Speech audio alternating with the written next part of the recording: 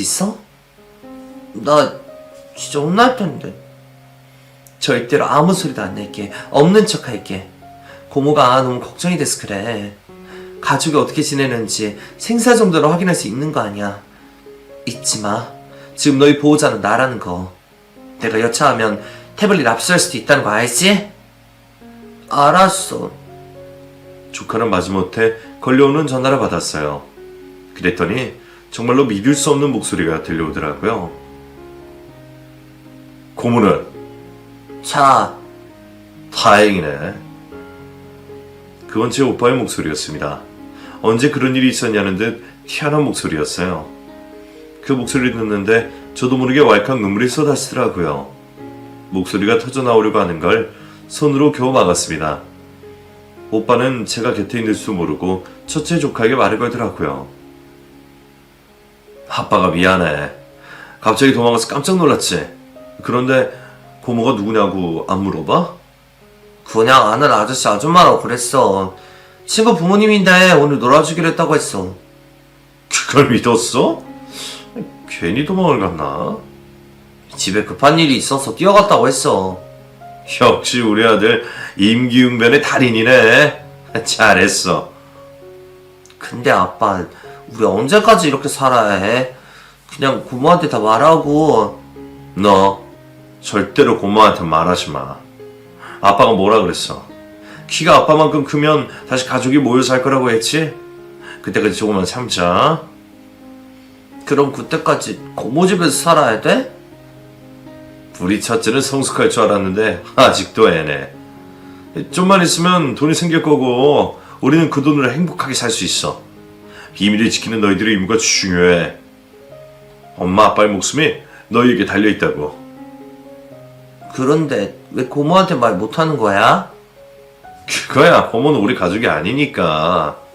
우리한테 돈이 생기면 가장 뺏으려 드는 사람이 누구겠어? 바로 네 고모야. 아빠가 뭐라 그랬어? 고모는 이용만 하라고. 너희들이 자라면서 돈이 가장 많이 들 때 고모 곁에 꼭 붙어 있으라고 얘기했지. 고모는 너희를 사랑하니까 해달라는 대로 다 해줄 거야. 될 수 있으면 많이 뽑아먹어. 첫째, 너도 이제 그만큼 컸잖아. 아빠가 하는 말 무슨 뜻인지 잘 알지? 절대로 엄마 아빠 존재 떠벌리지 말고 조용히 있어. 연락은 고모 잘 때만 하고. 그리고 놀이공원은 한동안 못 가겠다. 우리 둘째 너무 서운한 거 아니지? 아빠가 다음에 만날 땐 더 재밌게 놀아줄게. 그러니까 그때까지 우리 다들 조심 좀 하자. 그 짧은 통화 내용에서 저는 많은 것들을 파악할 수 있었어요. 오빠 부부가 살아있다는 기쁨도 잠시, 저를 호구 취급했다는 것에 분노가 느껴지더라고요. 그러니까 오빠 부부는 어딘가로부터 돈이 들어올 때까지 일부러 숨어 있었고, 자식들은 저에게 맡겨둔 것이었습니다. 아마도 생길 돈은 보험금이거나 이것저것 불법적으로 묵혀둔 돈이겠죠. 아무리 그래도 그렇지 세상을 떠날 것처럼 쇼를 하더니 결국에는 도피였던 거잖아요. 다른 건 몰라도 여태껏 키워준 부모에게 이럴 수는 없는 거잖아요. 엄마가 지금 어떤 상태일지도 모르면서 가족과 호의호식할 단꿈에 젖어있는 오빠라는 인간이 혐오스럽더라고요. 호의가 계속되면 권리인 줄 안다더니 저는 그냥 오빠 부부에게 있어서 호구나 다름없었더라고요.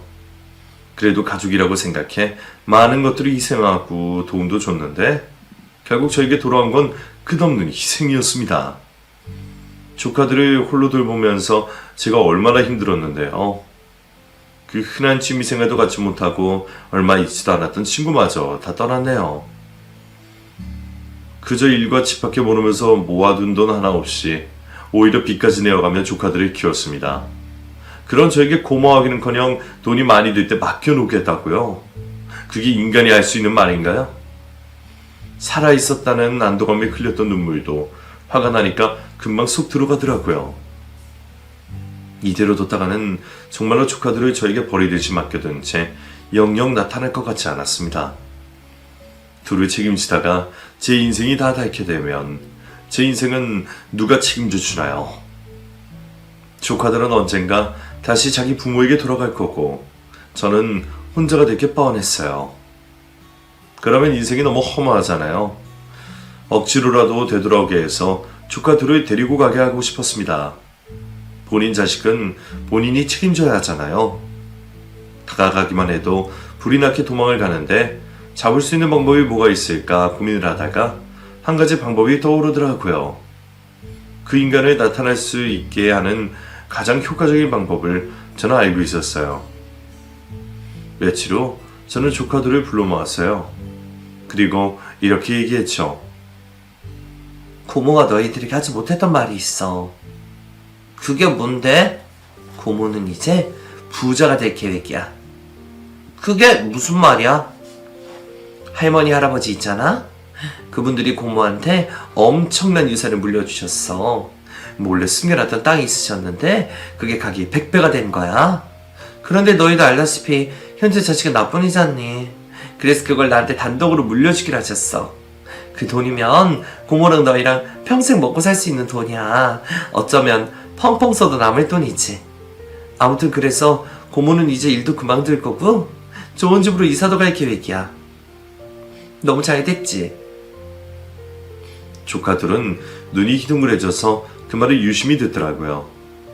속으로 생각했죠. 그래, 잘 듣고 아빠에게 전달 좀 해주렴.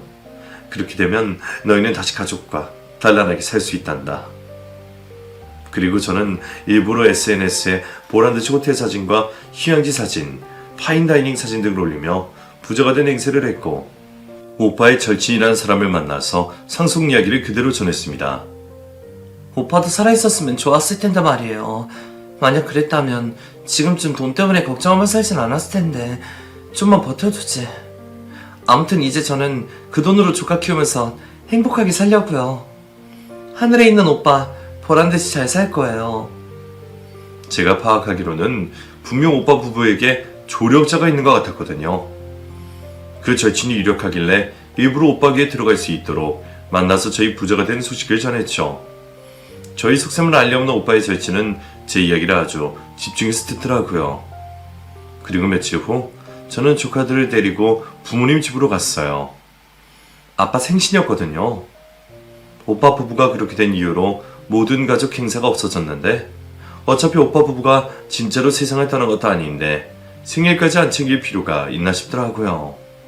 그래서 작은 케이크를 하나 사서 갔더니 여전히 부모님은 아들을 잃은 슬픔에 헤어나오지 못하고 계셨습니다. 그래서 제가 이렇게 얘기했죠. 그래도 아빠 생일인데 케이크 한 조각 정도는 나눠 먹을 수 있잖아. 그렇게 오랜만에 가족끼리 모여 디저트를 먹고 있던 중이었습니다. 사실 예상을 하고 있었어요. 오빠 부부가 그날 들이닥칠 거라는 것을요. 아니나 다를까 갑자기 현관 비밀번호를 누르는 소리가 들리더니 오빠 부부가 거짓말처럼 등장했습니다. 엄마 아빠는 놀라서 뒤집어졌고 저는 태연하게 케이크를 먹고 있었어요. 부모님은 믿기지 않는다는 듯이 멍하니 바라만 보고 있다가 일어나시더라고요. 아들, 우리 아들 맞아? 세상에. 엄마 아빠 유산이라니 나한테 물려줄 유산 따위 없다고 했잖아. 오빠는 예상대로 버럭 소리부터 지르더라고요. 기적적인 재회의 순간을 맞이했음에도 오빠의 머릿속에는 유산밖에 없었나 봅니다. 우리 아들 맞네. 아이고 맞네. 어떻게 이럴 수가 있어? 그런 게 있으면 나한테 말을 해줬어야지. 그리고 유산을 왜 혜민이한테 다 줘? 나는 내 거는 아들이 우선이라더니 왜 딸한테 재산을 다 주냐고. 지금 다 취소해. 취소하고 나한테 유산 달라고. 나한테 100% 줘 얼른. 그게 무슨 말이야? 내가 살아 돌아왔잖아. 그러니까 혜인이한테까지 재산이 나한테 돌아와야지. 지금 당장 계속 처리해줘 어서. 부모님은 어리둥절한 표정으로 오빠를 쳐다보더라고요. 하긴 이 세상 사람이 아니라고 생각했던 아들이 갑자기 찾아와 있지도 않은 유산을 내놓으라고 하니 상황 파악이 안 되실 만도 했죠. 도저히 안 되겠다 싶어서 제가 나섰습니다. 내가 거짓말했어. 뭐라고? 유산 그런 거 없다고. 너 지금 나랑 장난치냐?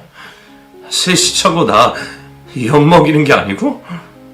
시급하게 도망쳐놓고 돈 얘기 꺼내니까 바로 쪼르르 달려오는 걸 보니 사람 수성을 쉽게 못 버리나 보네. 야, 너 진짜 거짓말한 거야? 대체 왜? 왜긴 왜야. 그럼 평소 숨어 지내면서 없는 사람처럼 살려고 그랬어? 네 자식을 나한테 맡겨놓고 그게 쉽게 될 줄 알았어? 멍청한 건 알았지만 그 정도일 줄은 몰랐네. 세연이도 똑같아. 어떻게 그런 멍청한 자를 덥석 받아들일 수가 있지? 지금 너 때문에 말짱 도루묵 된 건 몰라? 애초에 그런 짓 저지르지 말았어야지. 그리고 네가 싼 똥은 네가 치워야지 왜 우리가 피해를 봐야 하냐고. 지금 엄마 아빠 상태 안 보여? 아들 하나 없어졌다고 얼굴이 지금 이 모양인 거야. 아들 최고라고 떡받들어줄 땐 단물 쪽쪽 뽑아먹더니 이제는 나올 게 없다고 내팽개치면 죄책감 안 들어? 아무튼 난 경찰에 전화해서 실종신고 취소했고 오빠랑 세연이 무사하다고 알렸으니까 숨어 지낼 필요 없어. 너무 잘 됐지. 그리고 여태껏 조카 키워줄 값 내놔. 그리고 예전에 내가 오빠 사업자금 대준 적 있지. 그것까지 합쳐서 토해내. 야, 진짜 이럴 거냐? 내가 가만히 있으니까 호구로 보이지? 그래, 여태까지는 내가 좋은 게 좋은 거라고 참고 살았어. 그런데 생각해보니까 내 인생한테 너무 미안하더라고. 그래서 이제는 나도 내 인생 좀 아껴보려고. 조카들 집은 전부 빼서 여기로 보내주면 되지. 안 그래도 애들이 엄마 아빠 보고 싶다고 밤마다 울었는데 너무 잘 됐네. 다시 가족이 뭉치게 된 걸 축하해. 그 말의 끝으로 그 집에서 나왔고 이제는 저도 채권자가 되어 오빠 부부를 압박하기 시작했어요. 그 돈을 받지 않으면 억울해서 못 견딜 것 같더라고요. 물론 다시 받을 생각으로 사업자금을 대준 것도 아니고 조카들을 돌봐준 값을 매긴다는 게 말도 안 되는 것 같지만 어쨌든 관계를 끝내기 위해서는 깔끔하게 하는 게 좋을 것 같았어요. 저는 정말로 오빠 부부를 다시는 안 볼 생각이었거든요. 그랬더니 어떤 상황이 펼쳐진 줄 아세요? 글쎄 엄마가 저한테 연락을 하시더라고요. 혜인아, 너도 이제 그만해. 가뜩이 내 힘든 애한테 돈 달라고 탁 달으면 어쩌니? 엄마, 나 여태껏 이런 적 없었잖아. 내가 오죽하면 돈이라도 달라고 하는지 모르겠어? 오빠는 나를 호구로 생각하고 있다고. 애들한테 뭘 했는 줄 알아? 한창 돈 많이 들 때 고모한테 많이 뽑아먹으래. 그게 애들한테 할 소리야? 막말로 내가 부자도 아니고 남편을 잘 만난 것도 아니고 겨우 중소기업 다니면서 혼자 사는 사람인데 그런 동생한테 빌묻는 게 말이 돼? 내가 왜 지금 이렇게 살고 있는데 오빠 때문이잖아. 그게 왜 오빠 때문이야? 나도 대학 가고 싶었고 하고 싶은 일도 많았고 유학도 가고 싶었어. 지금 다니는 중소기업 말고 더 좋은 회사 가고 싶었다고. 그런데 모든 기회는 오빠한테만 줘줬잖아. 혜인아, 그건 엄마가 미안해. 하지만 상황이 너무 안 좋았잖아. 오빠는 마음도 약하고 워낙 고집도 세잖니. 그리고 지금 가장이잖아. 자식이 둘이나 있고 너는 혼자 살고 있잖아. 돈 문제는 마음 넓은 네가 이해해줘라. 어? 아니? 나는 받을 건 받아야겠어. 그럼 그 돈 엄마가 줄게. 됐어? 그걸 왜 엄마가 줘? 아들이 못 준다고 하니 엄마라도 줘야지.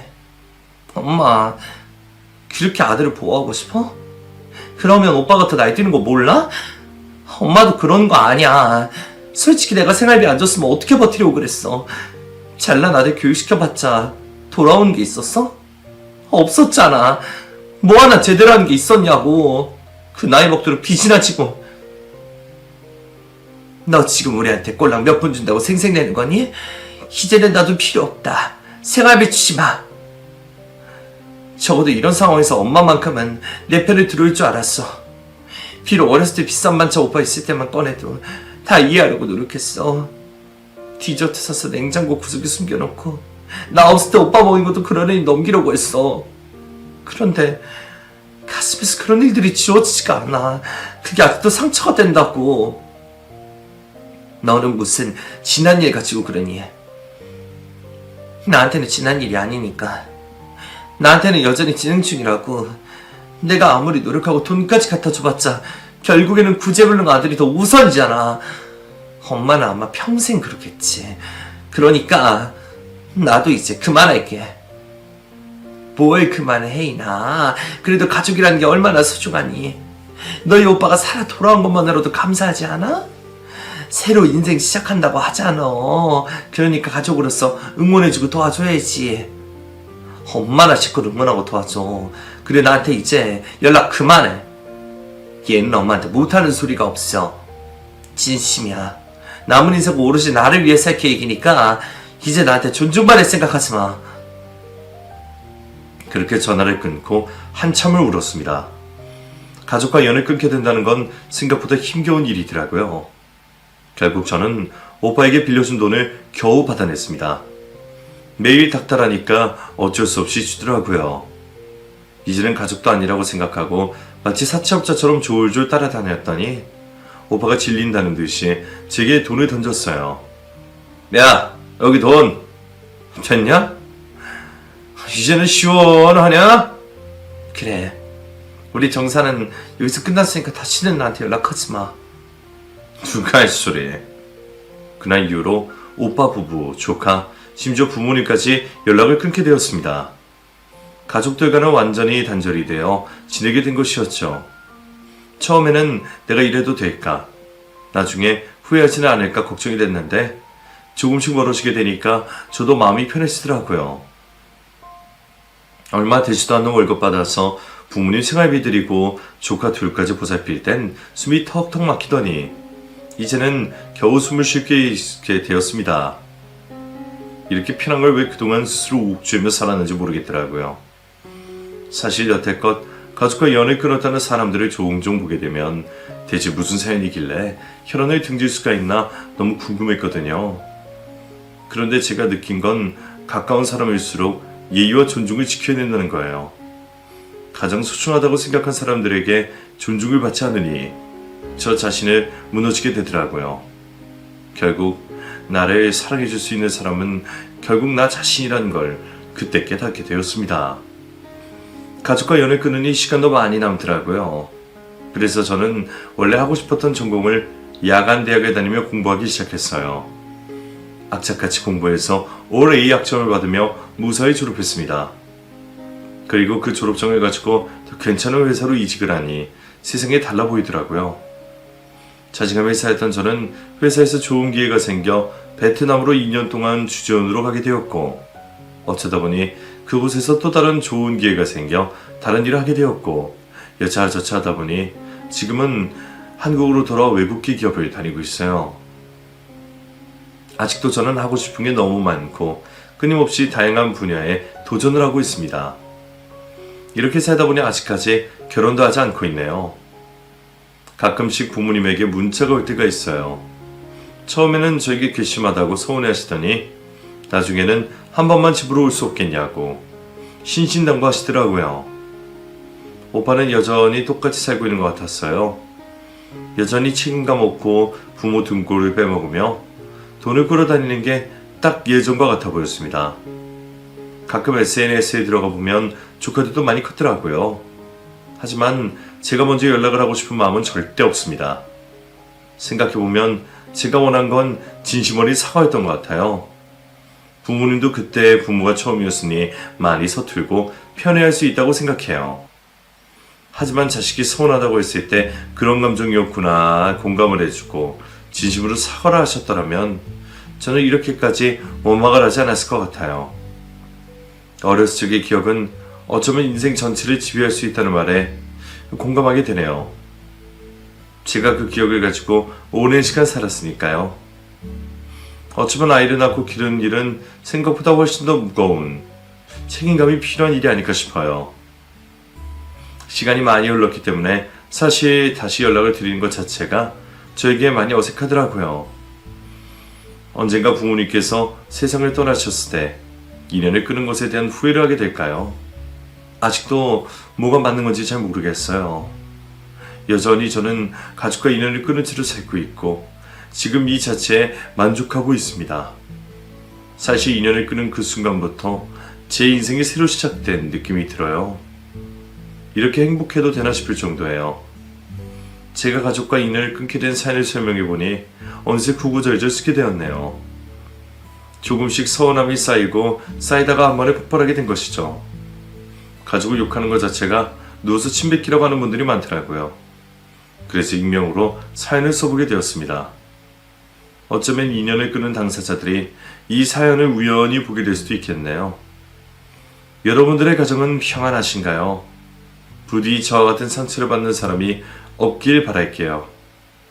사연은 여기서 마치도록 하겠습니다. 지금까지 긴 사연 들어주셔서 너무 감사드리고요.